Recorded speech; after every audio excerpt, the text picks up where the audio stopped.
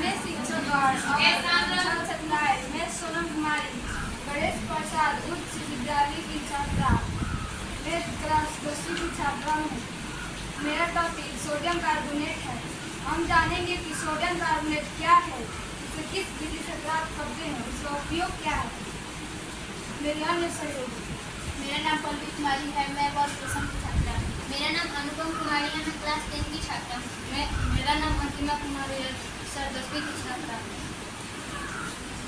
मेरा topic sodium carbonate है। Sodium carbonate एक अकार्बनिक यौगिक है। इसका रासायनिक सूत्र NaCO3 होता है। इसे धोने के सोडा भी कहते हैं या ऐसे सोडा भी कहते हैं। इसे अभिक्रिया करके दिखाते हैं।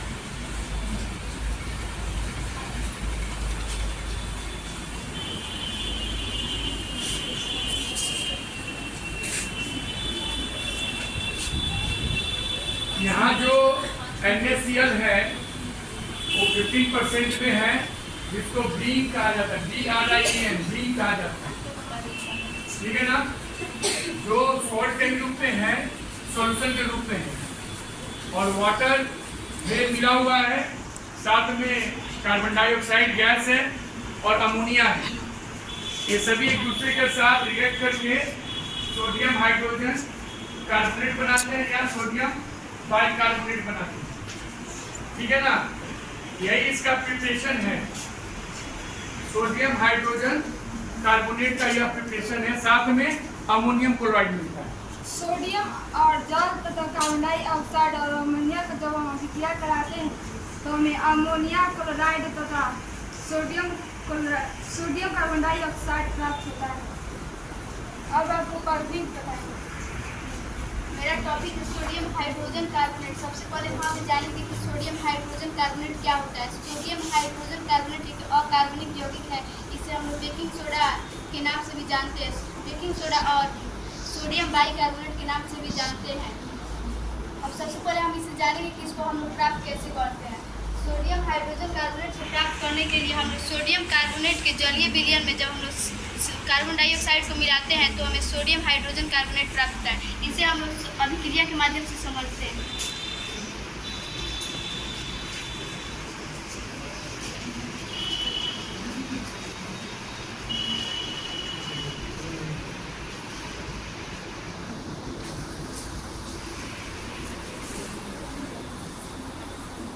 एकदम ध्यान से सुनो,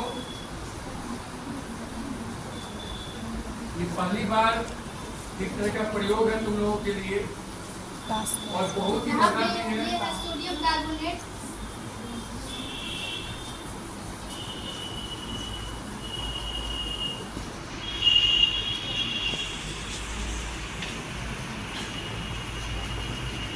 और ये है इसका जलीय विलयन। बोले कि इसके जलीय विलयन में जब हम लोग गिराते थे, यहाँ पे जल है और ये कार्बन डाइऑक्साइड गैस है।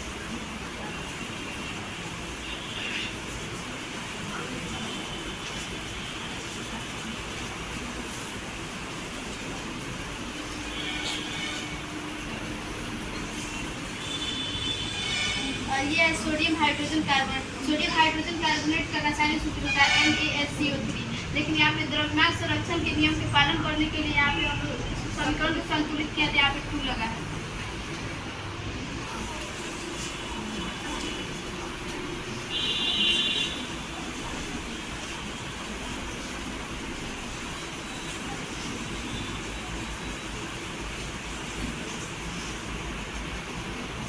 अब इसका भौतिक गुण भी होता है। तो इसका भौतिक गुण यह होता है कि ये सफ़ेद रंग का क्रिस्टलीय ठोस होता है और इसको जल में विलय होता है। मतलब कि इसको जल में जब हम लोग घुलाते हैं तो ये घुल जाता है।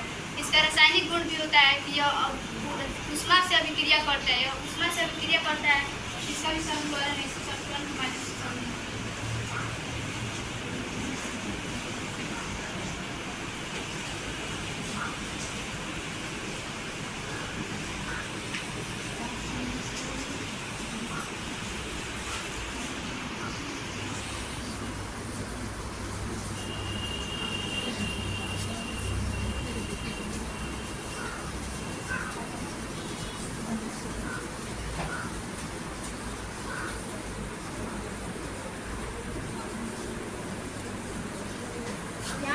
इसको हम लोग जब मतलब अभिक्रिया कराएंगे ऊष्मा से लगभग 100 डिग्री सेल्सियस से ऊपर तापमान पे हम लोग इनको अभिक्रिया कराएंगे तो हम लोग को सोडियम कार्बोनेट का जलीय विलयन और कार्बन डाइऑक्साइड गैस निकलता है, तो हम लोग ये प्राप्त होता है।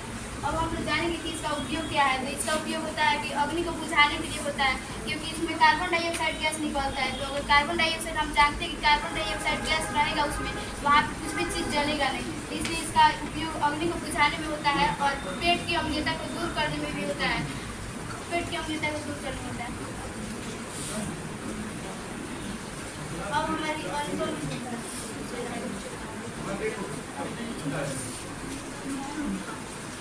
अब है मेरा बेकिंग पाउडर। बेकिंग पाउडर जानेंगे। बेकिंग पाउडर बेकिंग सोडा और टार्टरिक अम्ल का मिश्रण होता है, जैसे Na2CO3। अब हम जानेंगे बेकिंग पाउडर बनाने की विधि। बेकिंग पाउडर को बेकिंग सोडा में एसिडिक मीडियम और स्टार्च मिलाकर बनाया जाता है। अब हम जानेंगे बेकिंग पाउडर का उपयोग। बेकिंग पाउडर खाद्य पदार्थ में उपयोग किया जाता है और केक और पाउडर को मुलायम करने में, कपड़ों को धोने में और अग्नि बुझाने में। और इसका कुछ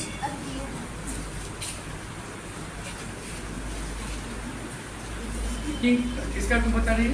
मेरा ये बेकिंग पाउडर। बेकिंग पाउडर का प्रिपरेशन बता रही है? हाँ बताओ, यहाँ से देखो क्या बता रही है।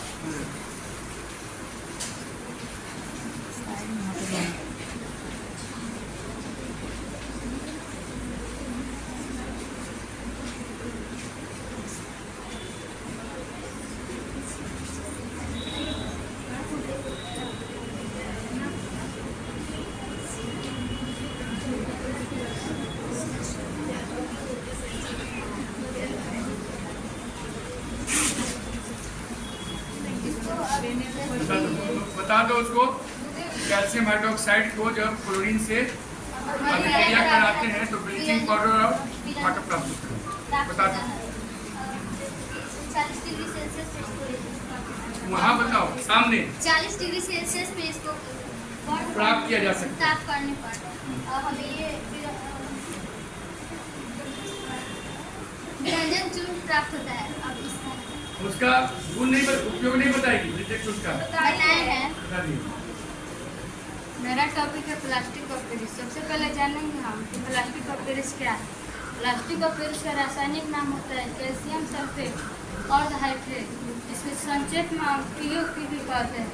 इसका सूत्र होता है CaSO4 × 1/2H2। इसका उपयोग हम घर की दीवारों को चिकनाने में करते हैं, मूर्ति और खिलौना बनाने में करते हैं। चलिए अब जानेंगे कि इस सूत्र के माध्यम से।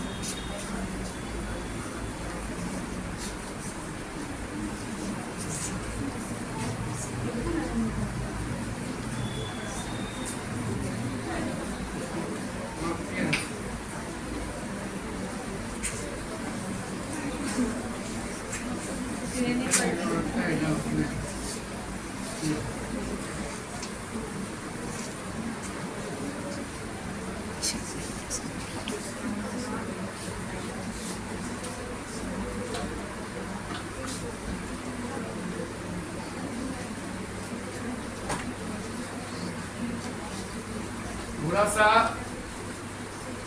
अनुभव की कमी है ना, लेकिन जब ये बच्चे 1-2 क्लास ऐसे लेंगे करेंगे तो फिर बहुत ही अलग होगा कहानी सारी। इसीलिए थोड़ा सा ध्यान से सुनो, है ना। पहला एक्सपीरियंस बहुत ही अच्छा है बच्चों का, बहुत ही अच्छा। अब भविष्य में देखना बहुत ही अच्छा ही करेंगे। अभी जब हम लोग अगले टॉपिक की जब चर्चा करेंगे तो फिर देखना यही बच्चे बहुत अच्छा से तुमको बताएंगे।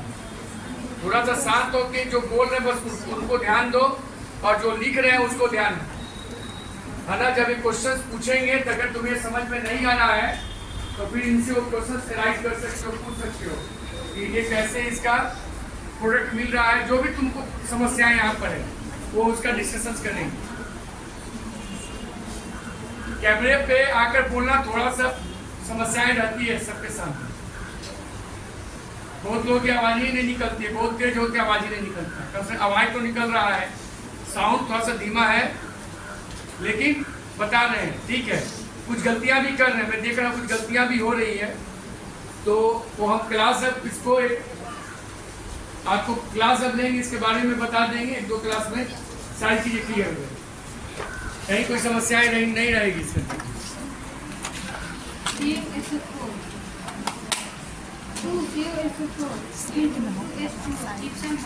तो हम 120 डिग्री सेल्सियस पर गर्म करेंगे तो प्लास्टिक ऑफ पेरिस प्लस जल। ये बता रही है कि जिप्सम जो CaO2 है, जब उसको 120 डिग्री पे गर्म करती है तो वो प्लास्टर ऑफ पेरिस में या बदल जाता है, यानी कि CaSO4 और 1 मॉलिक्यूल्स ऑफ वाटर H2O के रूप में वह प्राप्त होता है, यही ना के रूप में प्लास्टर ऑफ पेरिस प्राप्त होता है।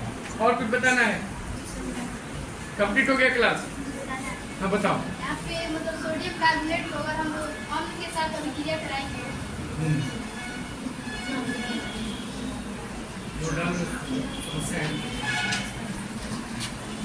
ये जो बता रही है इसको ध्यान से सुनना। शायद ये जो बता रही है शायद एक एग्जाम में आया हुआ है बोर्ड में, तो ये जो बताई तो ध्यान से सुनना इसको।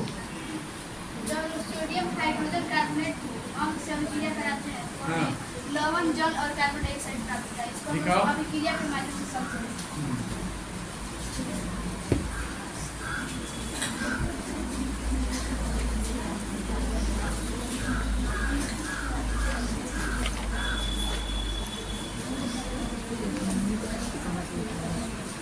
यहाँ पे ये लवण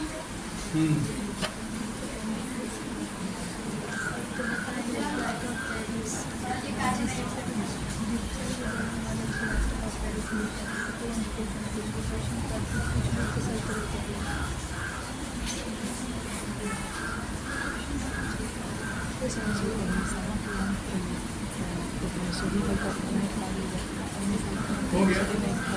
तो इसका कुछ और बताना है? और कुछ बताना है? सोडियम कार्बोनेट को इसने HCl से रिएक्ट कराया तो लवण, जल और कार्बन डाइऑक्साइड इसको प्राप्त हुआ। ये इसने बताया तुमको। ये भी इसका एक रासायनिक गुण होता है। यह एक रासायनिक गुण है, ये बता रही है ठीक है। अगर इस और कुछ चीज बताना है? कंप्लीट हो गया। अगर तुम्हें कोई क्वेश्चन बन रहा है, तुम लोगों ने इसको सुना तो क्वेश्चन तुम पूछ सकते हो इन लोगों से। आप लोगों ने बड़ी अच्छा से सुना इनकी बातें, तुम्हें अगर यह क्वेश्चन लग रहा है तो पूछ सकते हो। नाम बता देना।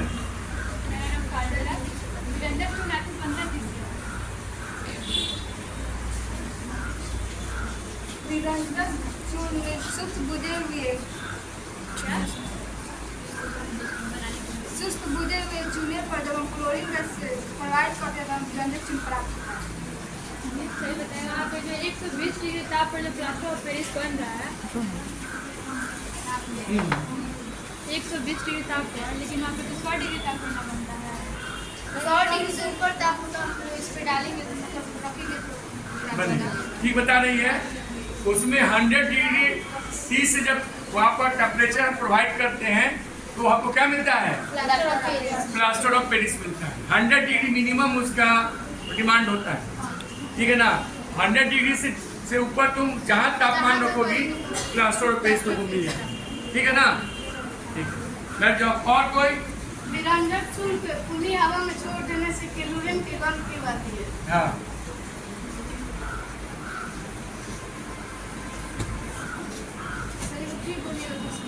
निरंतर चूर्ण को खुली हवा में छोड़ देने से क्लोरीन की गंध क्यों आती है? क्लोरीन की गंध क्यों आती है?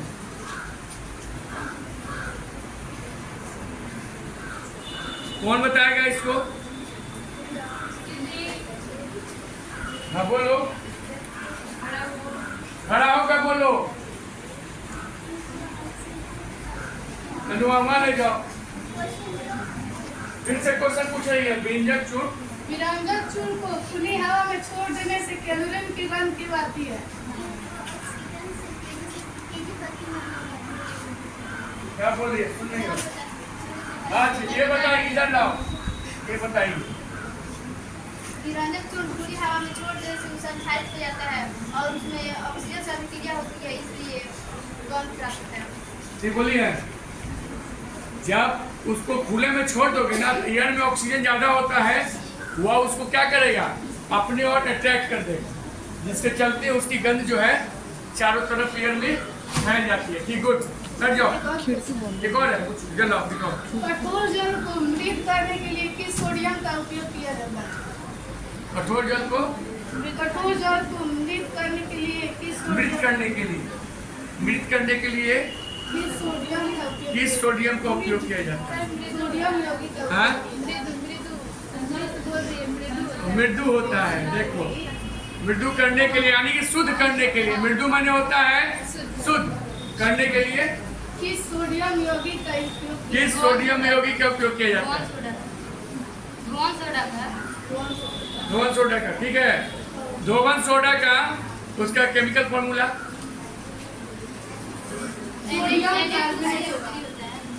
NO2CO3 sodium carbonate. हाँ वही। गुड। आगे और कोई सवाल? हाँ, सोडियम कार्बोनेट को और क्या कहते क्या बोलिए? हैं? सोडियम कार्बोनेट को और क्या कहते हैं? अनाद्र। क्या बोलिए? हमने सोडियम कार्बोनेट अनाद्र बोलिए। अनाद्र सोडियम कार्बोनेट को किस और नाम से जाना जाता है? सो कुछ नहीं, वर्ड हिंदी का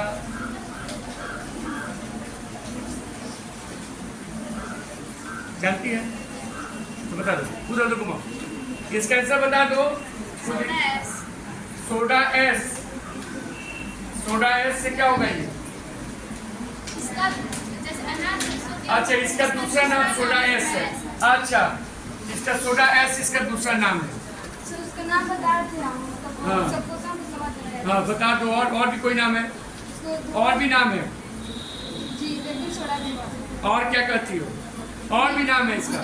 बहुत सारे नाम है। हाँ? मीठा सोडा भी होते हैं। मीठा सोडा भी कहती हो। और भी कहा जाता है। हाँ, उधर कुछ बताना चाहती है? हाँ, सोडियम को केरोसिन में क्यों रखा जाता है? सोडियम बहुत गैसीय धातु है, उसको बाहर रखते हैं तो ऑक्सीजन से अभिक्रिया करता है, इसलिए हम उसको बोल रही है कि सोडियम बहुत ही क्रियाशील होता है, उसको अगर बाहर रखोगी तो वो ऑक्सीजन के साथ क्या करेगा? अभिक्रिया कर लेगा। और वहाँ पे मतलब बहुत खतरनाक होता और है। वो बहुत ही क्या होता है? उससे बहुत खतरनाक होता है। नहीं, खतरा होगा उससे, इसीलिए खुले में नहीं रखा जाता। इधर सोडियम हाइड्रोजन कार्बोनेट के विलयन को गर्म करने पर क्या होगा? सोडियम हाइड्रोजन कार्बोनेट के विलयन को हाँ। उसको गर्म करते तो सोडियम कार्बोनेट, जल और कार्बन डाइऑक्साइड प्राप्त होता है। हाँ, ठीक बता रही है। फिर से बोलो, तेज बोलो। उसको गर्म करते तो सोडियम कार्बोनेट, जल और CO2 गैस प्राप्त होता है। प्राप्त, ठीक है ना? गुड। और कोई? हो गया? चलो कट कर दो। कट कर ले लो, लास्ट कट कर दो। ओके, देखो 1